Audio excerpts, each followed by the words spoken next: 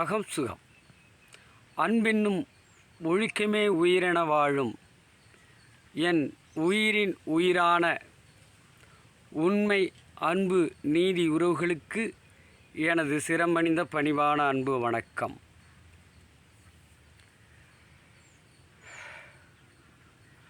பூமி தாயின் அனைத்து பிள்ளைகளுக்கும் தெய்வம் தனது ஞானத்தை வழங்க காத்திருக்கிறது. என்னை பிறந்தது முதல் இன்று வரை தெய்வமே வளர்த்து வருகின்றது. எனக்கென்று இத்தெய்வம் மட்டுமே துணையாக இருக்கிறது. ஒரு முழு துணையோடு ஒரு ஆணோ பெண்ணோ எனக்கு இல்லை. என் தாய் எனது 6 வயதில் தெய்வத்தோடு சேர்ந்தார். ஏன் என்னை வளர்த்து இருக்கிறது தெய்வம் என்றால், பூமி வாழ் உயிர்களை யாம் காக்க வேண்டும், நம் அனைவரோடும் ஒன்றுபட்டு காக்க வேண்டும். அதற்கான பூரண ஞானத்தை எனக்கு கொடுத்தது. இப்போது மணி 11:15 இதுவரை சாப்பிடவில்லை. ஆரோக்கியமாக இருக்கின்றேன், தெம்பாக இருக்கின்றேன். ஆனால் வாழைப்பழத்தின் மீது எனக்கு பசியின் தாகம். பழம் சாப்பிட வேண்டும். குளிக்க சென்றபோது ஒரு தாய், ஏன் போன்று ஒரு குடிலில் வசிக்கும் தாய், கரண்டில்லை, அந்த தாய் எனக்கு ஒரு வாழைப்பழ சீப்பு கொடுத்தது. இது யார் கொடுத்தது? படைத்த இயற்கை தெய்வம் கொடுத்தது. நம் தோட்டத்திலும் நமக்காக ஒரு தானே பழுத்த தேன்கழலி இருந்தது. அதையும் வெட்டி பழுக்க வைத்திருக்கிறேன். நாம் படைத்த அம்சத்தின்படி என்னெல்லாம் கேட்டாலும் நமக்கு கிடைக்கும், தெய்வம் தரும். கரூரில் நடந்த சம்பவம் யாம் நேற்று காலையில் பார்த்தபோது 6 மணி வரை நான் உணவு எடுத்துக்கொள்ளவில்லை. தூக்கம் என் தொண்டையை அடைத்தது. இதை உணர்வு ரீதியாகத்தான் நீங்கள் புரிந்து கொள்ள வேண்டும். காப்பது என் கடமை, நம் கடமை. அதில் ஞானத்தை என்னுள் வைத்திருக்கிறேன். காத்திருந்து காலம் பதில் சொல்லும் காலச்சக்கர கணக்கின்படி.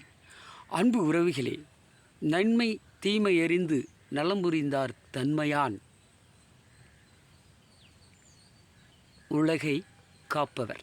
திருக்குறள் சொன்னது நம் தமிழ் மண்ணின் அடையாளம். எனக்கு மற்ற மொழிகள் தெரியாது. தமிழ் மொழி, நம் தாய்மொழி அழகாக தெரியும். ஆகையால் ஞானத்தை பெற்றுக்கொள்ளுங்கள். இந்த உலகத்தில் முக்கியம், உலகே ஞானமயம், பிரபஞ்சம் ஞானமயம். அனைவரும் ஞானம், பூரண ஞானத்தை பெற்றுக்கொள்ளுங்கள். ஆகாயம்போல் தெய்வீக சுகபோக பேரின்பு வாழ்வோம் நாம் அனைவரும். மடியில் கணமில்லை, வழியில் பயமில்லை. இதுவரையில் மடியில் கணம் இருந்தாலும் இல்லாது இருந்தாலும் தங்களுக்கு விருப்பமெனில் என்னை தேடி என்னை நம்பி வாருங்கள். ஆனந்தமாக செல்வீர்கள். இதை எதற்காக இந்த ஞானங்களை கொடுக்க வேண்டும்? இந்த ஞானத்தை எடுத்துக்கொண்டு மக்கள் அனைவரும் வாழ வேண்டும். இயற்கையோடு இணைந்து வாழ்ந்தேன். ஏன் ஒரு ஆண் பிள்ளையானாலும் சாண் பிள்ளை எனக்கென்று எவரும் துணை நிற்காத காரணம் என்ன? இதுவரையில் நான் உண்மை, அன்பு, நீதி இதோடு வாழ்கிறேன். பணம் ஊர்க்காய் போன்றது, உணவிற்கு தொட்டுக்கொள்ள வைக்கும் ஊர்க்காய் போன்றது தான்.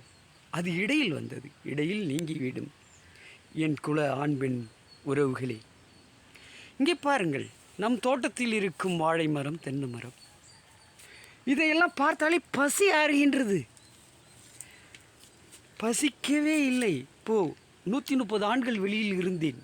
நான் என்ன மாதிரி ஆனேன் என்று தெரியும். நெல் விஷயமாக ஒரு வீடியோ எடுத்தேன்.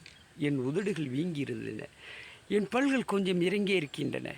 எவ்வளவு தீங்கான உணவுகளை நீங்கள் சாப்பிட்டு கொண்டு இருக்கிறீர்கள். 2 நாள் 3 நாளுக்கு மேல் நான் மற்ற உணவுகளை எடுத்துக்கொள்ள மாட்டேன். என் மக்களுக்காக நான் ஒப்புரவு ஒழுகி அந்த உணவுகளை எடுத்துக்கொள்வேன். 130 நாட்கள் நான் உணவுகளை எடுத்துக்கொண்டேன் என்றால் என்ன காரணம்? ஒரு கலிகால கட்டமைப்பை உடைத்துவிட்டு நாம் தோட்டத்திற்கு, சொர்க்க இல்லத்திற்கு வந்திருக்கின்றேன்.